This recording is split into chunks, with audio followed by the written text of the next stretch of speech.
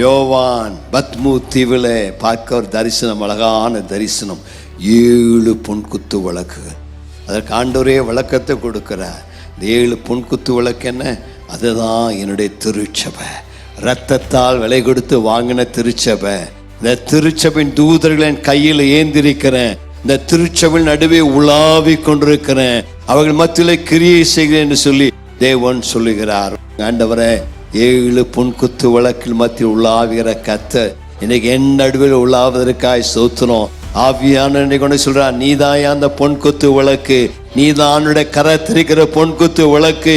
இந்த உலகத்தில் உன்னை பிரகாசிக்கும்படியாகவே தேவன் தெரிந்து கொண்டிருக்கிறார். நீ இந்த இருள் நிறைந்த உலகத்துல அவருக்கென்று ஒளியா இருப்பாய். மலையின் மேல் இருக்க பட்டணம் மறைந்திருக்க மாட்டாது. நீயே அவருக்கு ஒளியை கொடுப்பாய், பிரகாசத்தை கொடுப்பாய், வெளிச்சத்தை கொடுப்பாய். உன்னை கர்த்தர் நேசிக்கிறார், உன் நடுவில் உலாவுகிறார், உன்னை கையில் ஏந்தி இருக்கிறார், உன்னோடு கூட பேசுகிறார். இந்த உலகத்தில் நீ ஒரு குத்து விளக்காய் இருக்க கர்த்தர் விரும்புகிறார். கர்த்தருக்கு மகிமை உண்டாவதாக.